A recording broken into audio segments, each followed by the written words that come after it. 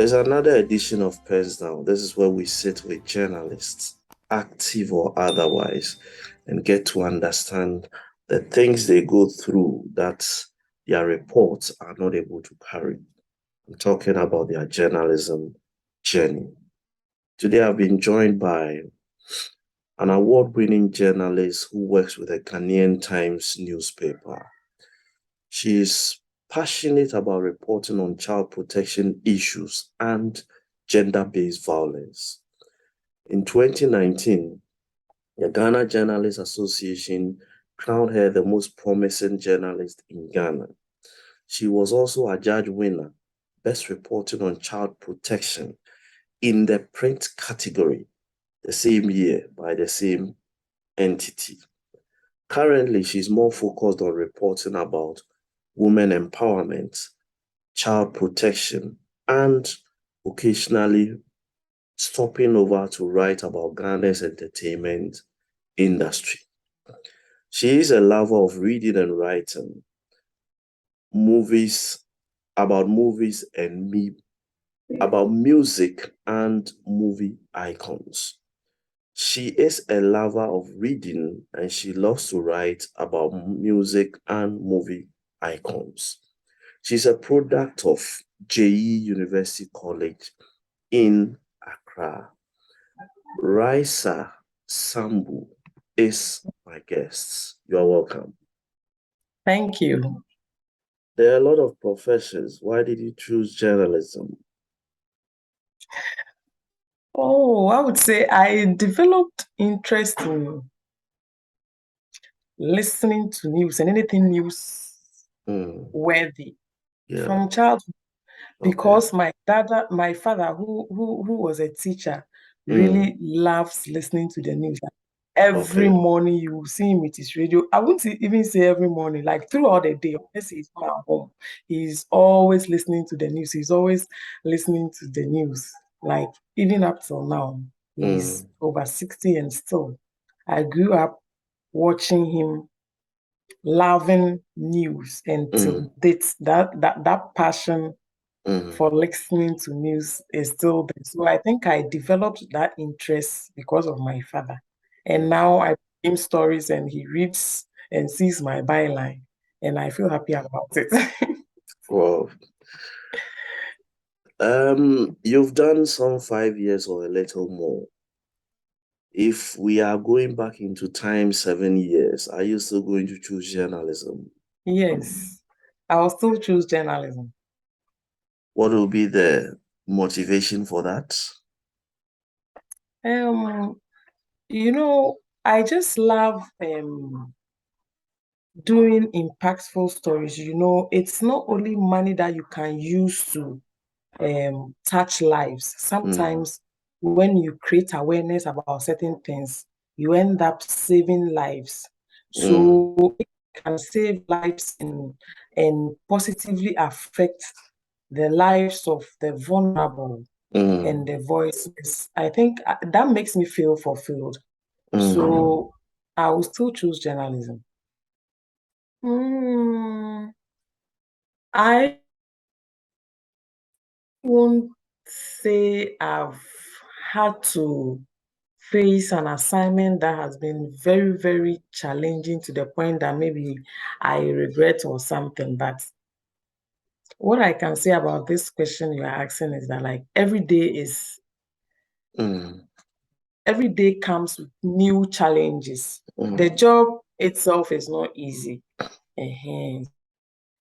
Right. I would say every day is challenging. In journalism, every day is a challenging day. So I can't really recall a day that has been too challenging for me when it comes to my career. Yes.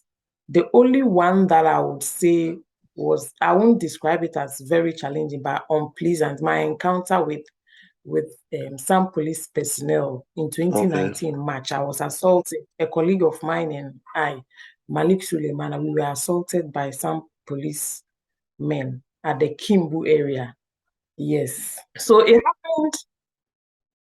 Yeah, we were on our way to cover our assignments, Malik Suleiman and I. So when we got to Kimbu, is not too far from the Accra Polytechnic. Okay.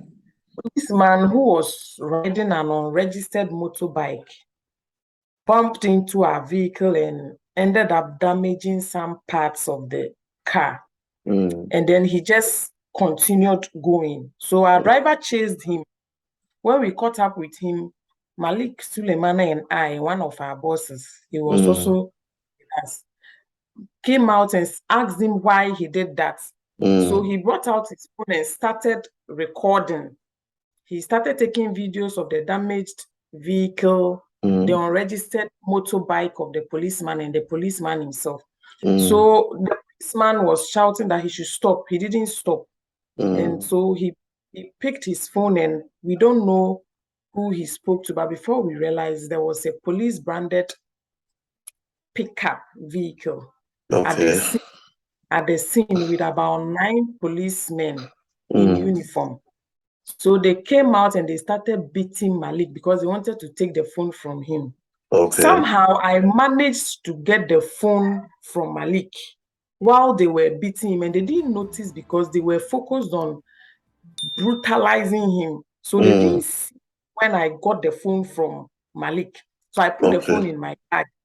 And when I put the phone in my bag, they just dragged him to the other side of the road. They put him on the rails there. His chest was on it, and they were hitting him from behind. Blood was coming out of. They didn't stop. So while beating him, one of the men's attention, his attention, he caught my attention, and then he told one of the men that they should search my bag. The phone might be in my bag. The phone was in my bag, and I didn't want to give the phone to them because it had the evidence of what happened, and that was the reason why they were beating Malik, so that they would just take the phone from him and probably damage it. Yeah.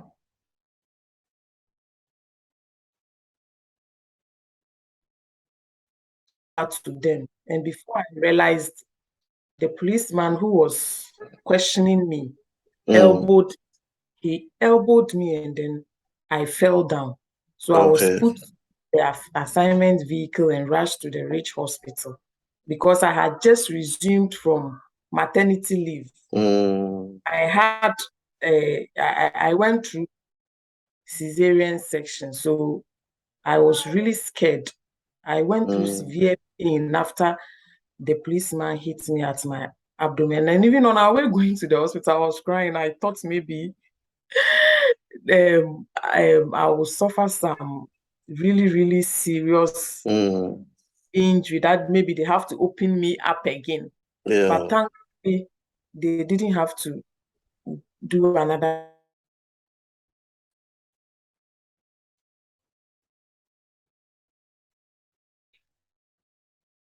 thing that has happened to me so far. And I hope it doesn't happen again. It was a very unpleasant experience. Were you with a driver?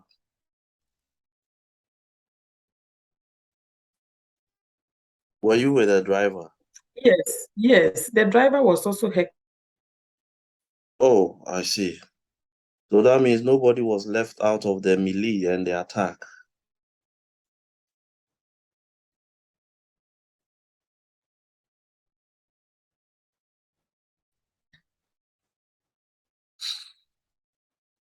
It means nobody was left out of the attack.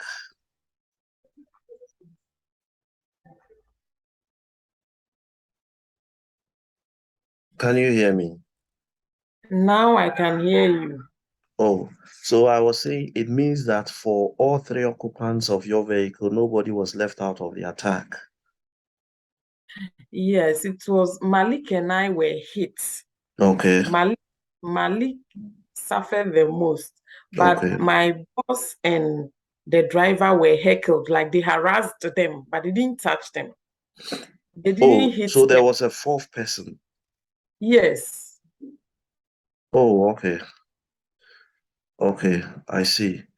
Now, after that incident, you ended up in the hospital. After everything, did it occur to you to rethink your career?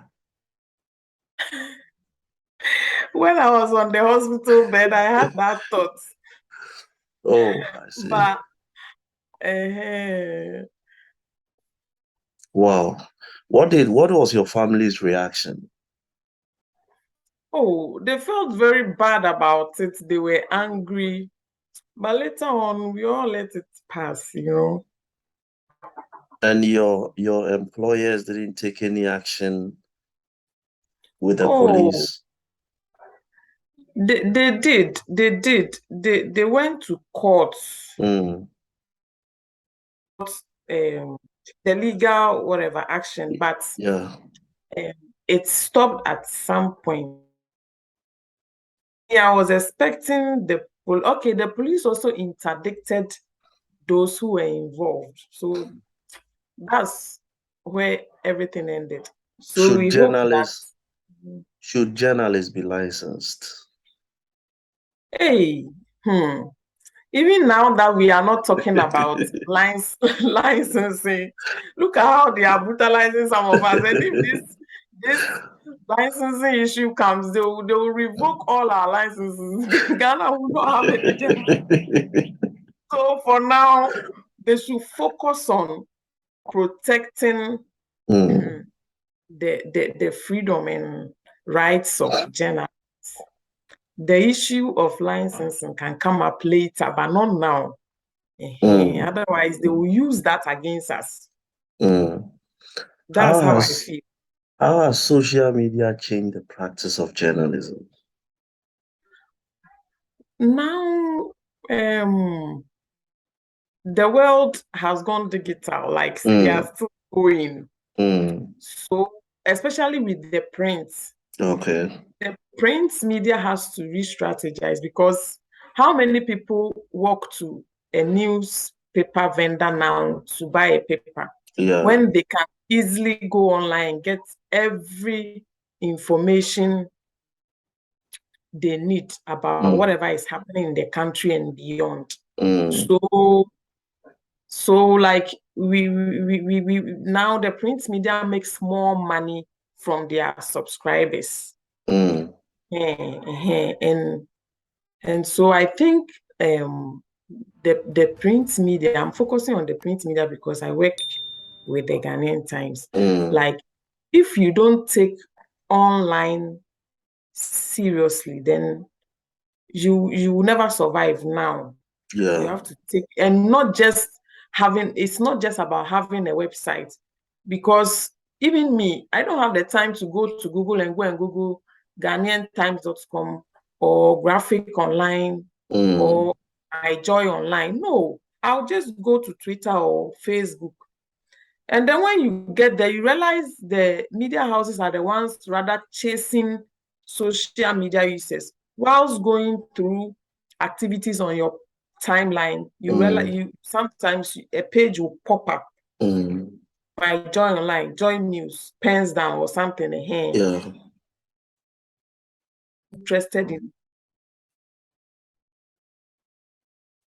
So if you sit down and wait for people to go and Google the name of your website or whatever, you will not get a lot of followers. You won't be able to create the traffic you want to create on your site. So we have to attention of people who are interested in news. That's what I can say about this. Does journalism pay?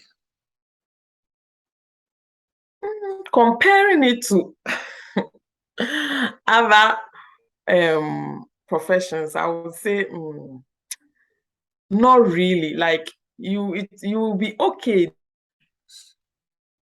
So, but you can't amass so much wealth if you really want to do genuine,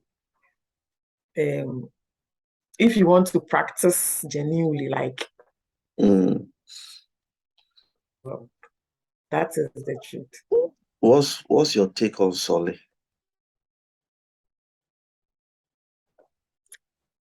as to whether it's bad or good. Your take. I don't want to preempt anything. Oh, as long as it doesn't affect what you are supposed to do, like when you go and cover a program and whatever happens there, it's not, the focus shouldn't just be on the discussions that will be held there. If anything negative happens there, you are there for news. Pick whatever is newsworthy from wherever you've been invited to and use it for your story, irrespective of how much motivation you receive from whoever invited you. But after collecting those monies, if the stories don't get published, the PROs and media liaison officers of those organizations come chasing the journalists and asking questions. Not all the time, because it's not even at every program that you receive what you are describing, you know, and whatever will be put in that envelope is not worth harassing someone. So the PROs themselves, they know.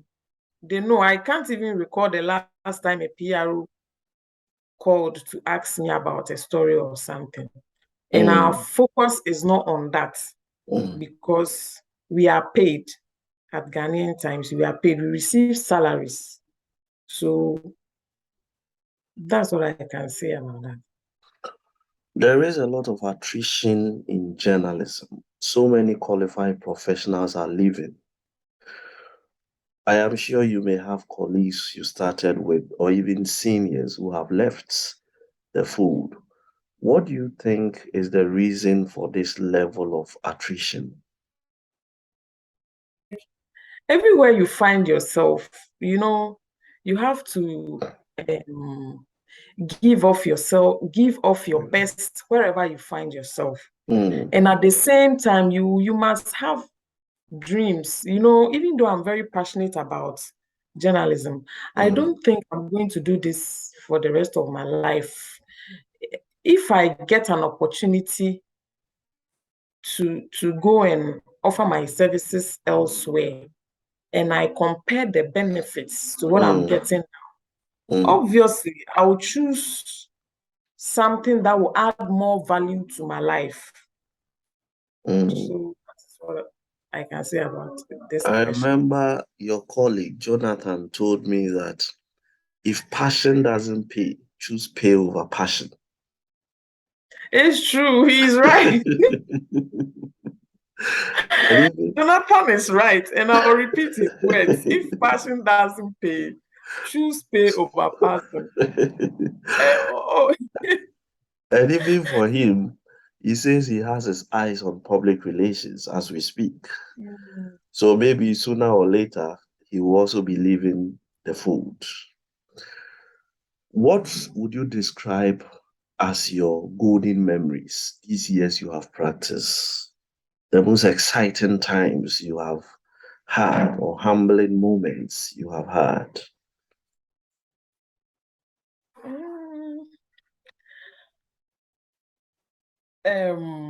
You know, I mentioned that I'm really interested in writing stories about child protection. That's right. And then women empowerment and also poverty alleviation and all that. So anytime I do a story and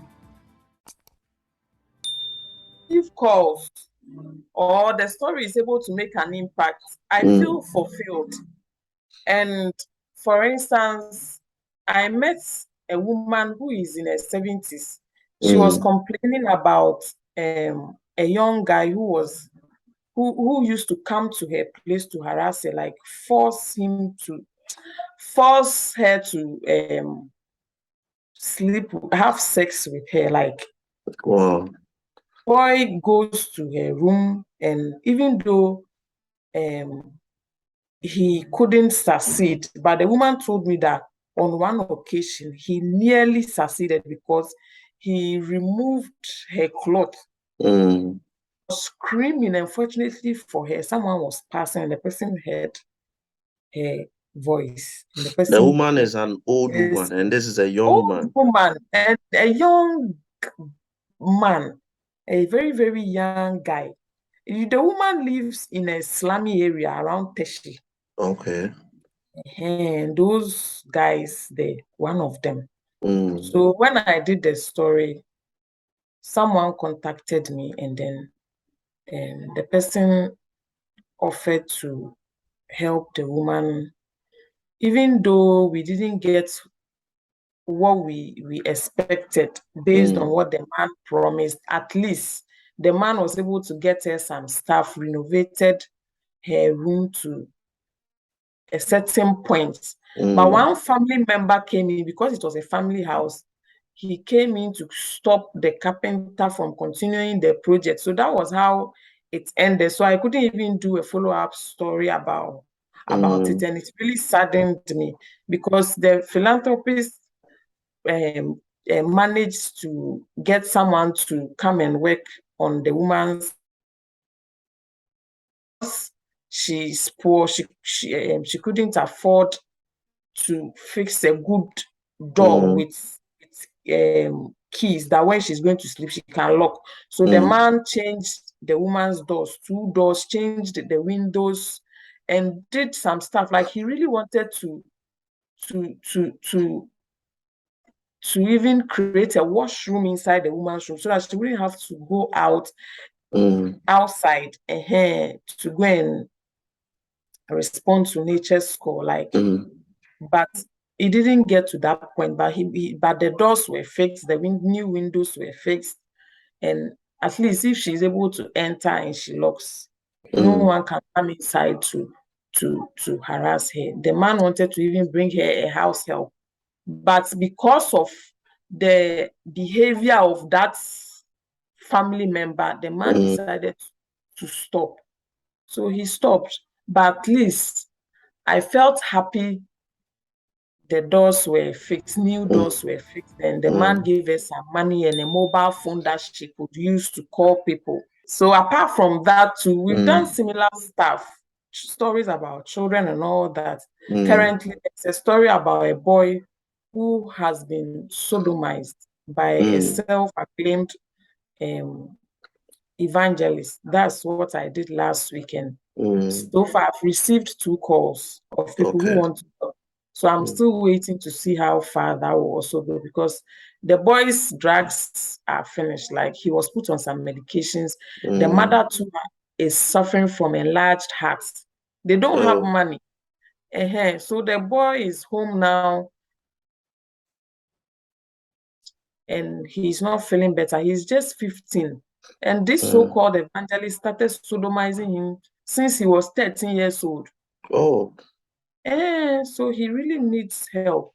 So far, that's what I'm working on now. 2 people have called me, so I'm waiting for them to send me wherever they promised to send, so that I'll take them to the house of this boy. So such moments give me joy. Even if you don't have the money to help these vulnerable people, and you are able to bring them help by whatever you write, like if your stories are able to make an impact, you feel okay. Africa has richer bloggers than richer journalists. Where did journalists miss it in taking advantage of social media to better their economic fortunes? Where did we miss it? I would say, like, it's not surprising to me, because many young people love celebrities, music icons, movie icons. So the bloggers too, when they started, even now, they started with just entertainment.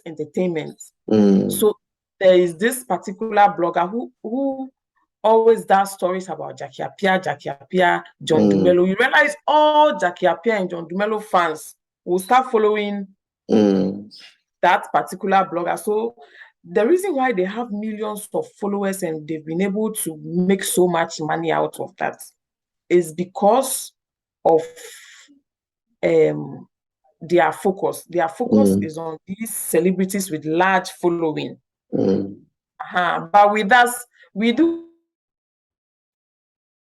go strictly according to the ethics, but these bloggers, they don't have the time to go and verify information. If they hear that, hey, John DeMello has impregnated a student, they will not wait and go and look for that student and get the angle of the side of the student or John. They won't even call, they'll just put it there.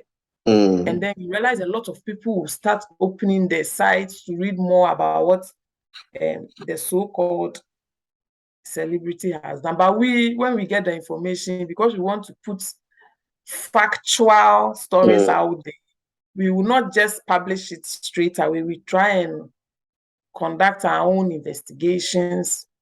And then before we bring out whatever we describe as factual, the blogger would have already traffic on his site and he's already making money. Yes. In fact, when I hosted Manasi Azuri Awuni, he said the media has lost the monopoly over breaking news. In fact, we have lost it completely to the bloggers. Because he mentioned that, for instance, if something happens in front of, let's say, TV3, anybody in a car who picks his mobile phone to stream it live has beaten TV3 to it before they gather their cameras and reporters and everything and even come to the frontage of their own office. And I think that is exactly what you are also relating to. It's been a tough sell for journalists. But let me find out, have you ever been approached with a bribe in the line of duty before? No. Right. There are a lot of media houses that are springing up, and some of them have fingerprints of politicians. The increasing political ownership of the media. As a democracy, is there a reason for concern?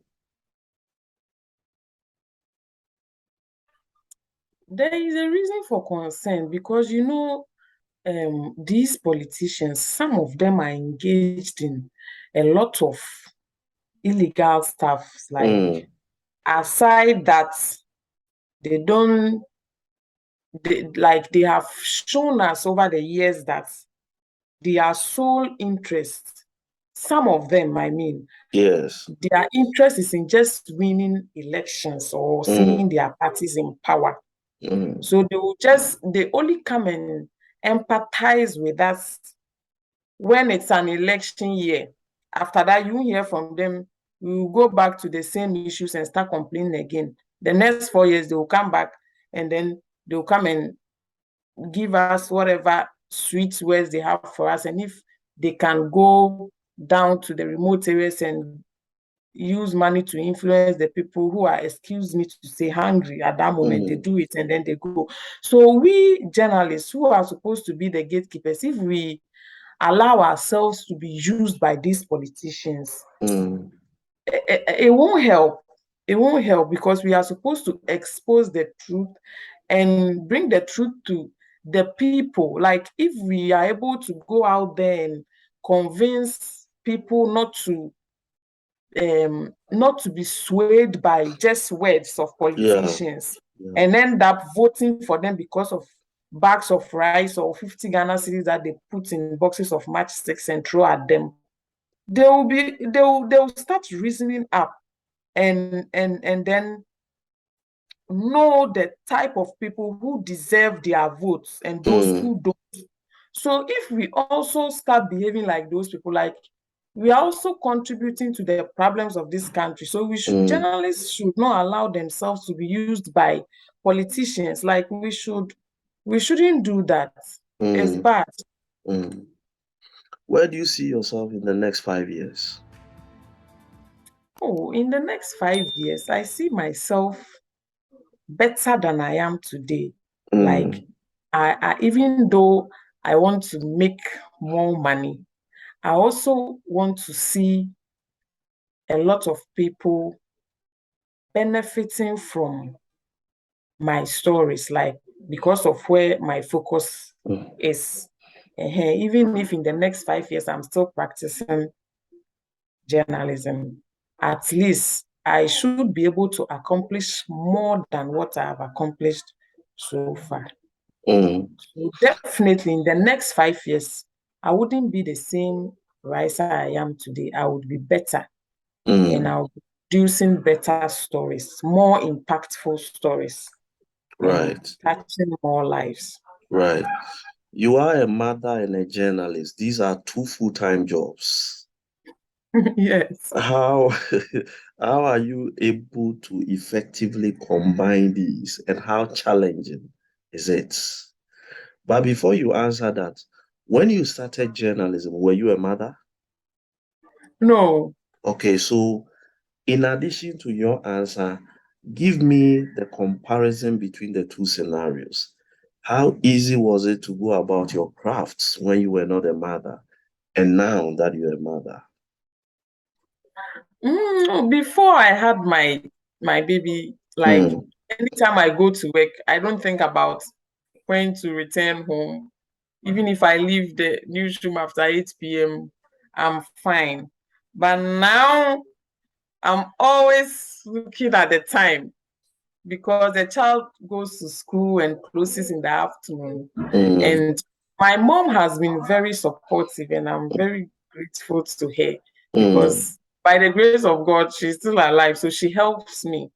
Even though she's here, it's still not the same as it was before I had my.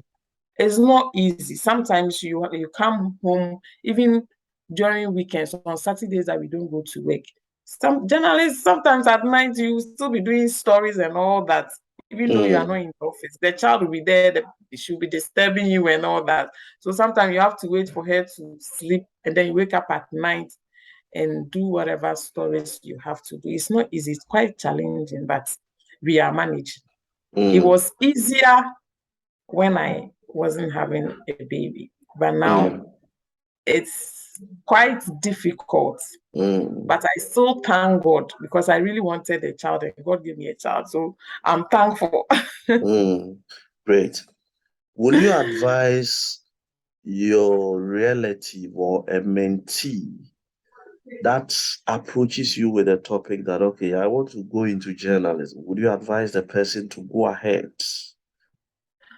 Oh, sure. In this life, you must not discourage anybody, whatever someone wants to do. As long as it's not a crime, just allow them to go and then have that experience. And if they have a change of mind along the line, I don't think they will regret it totally.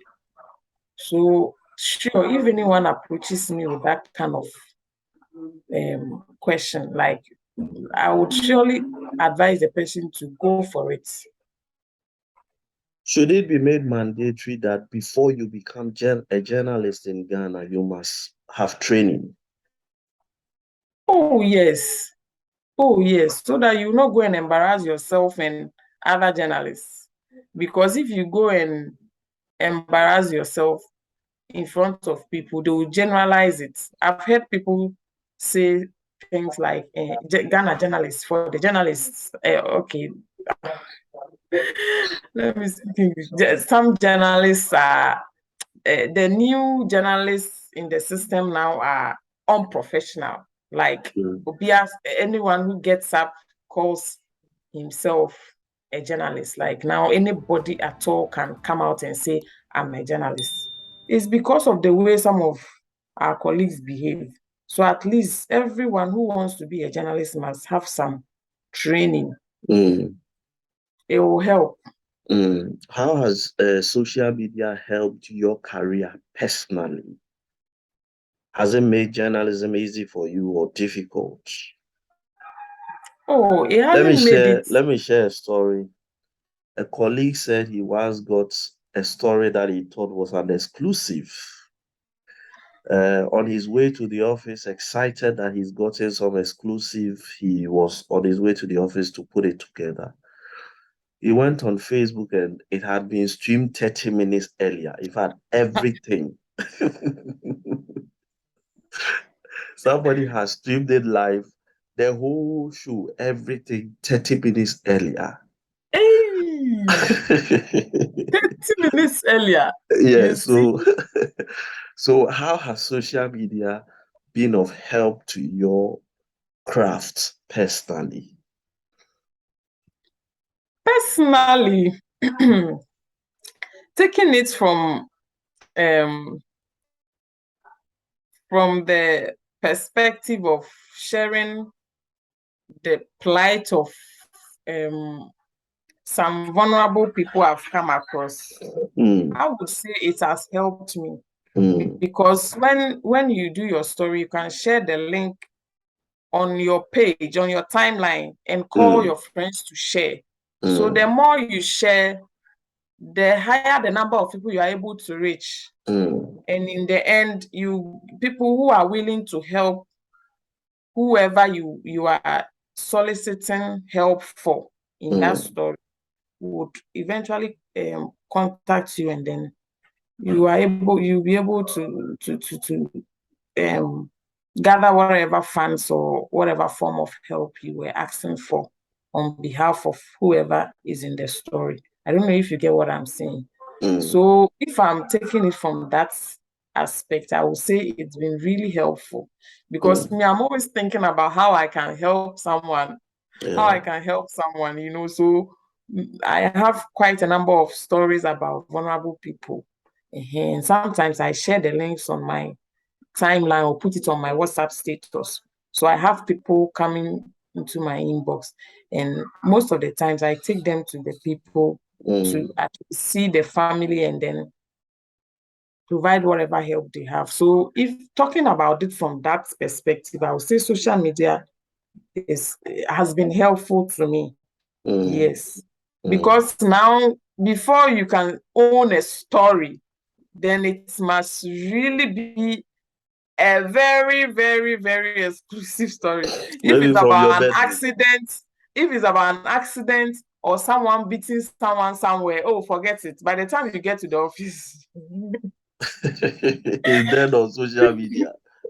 all over the place.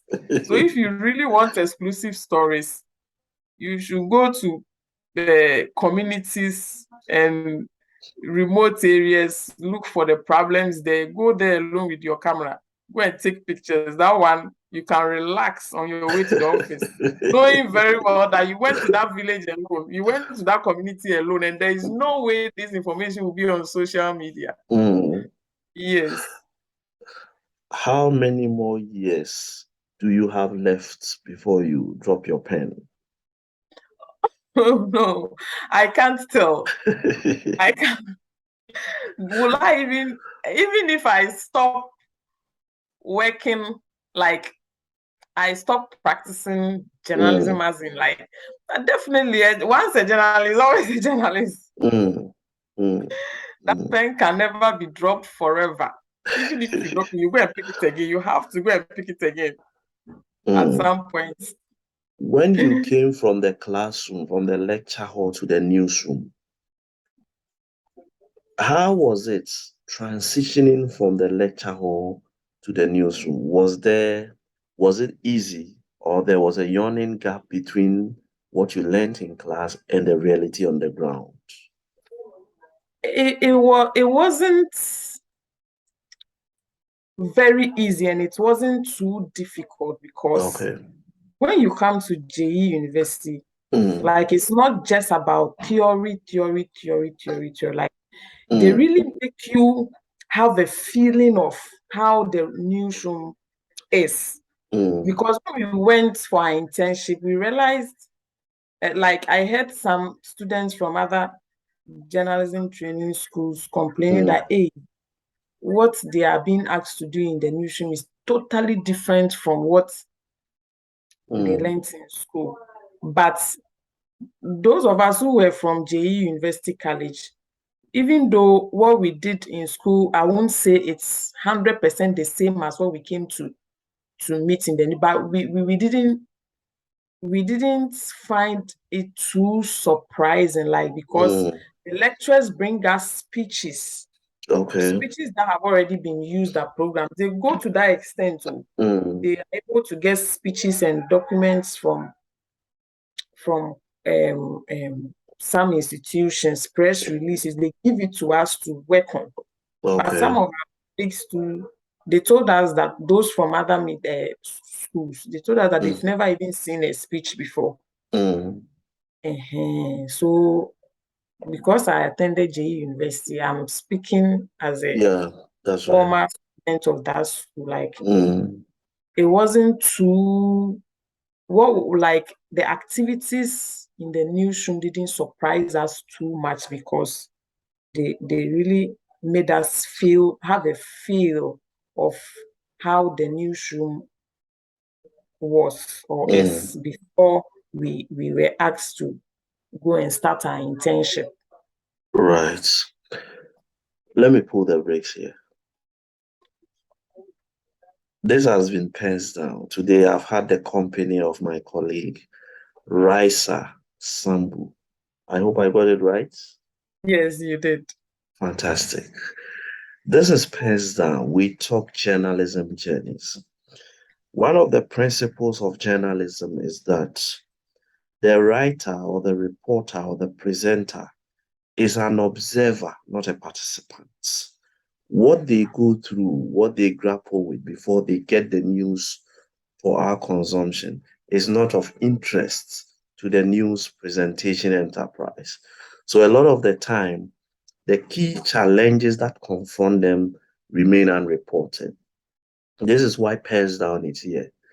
The journalist is the newsmaker on this platform. They drop their pen and talk to us.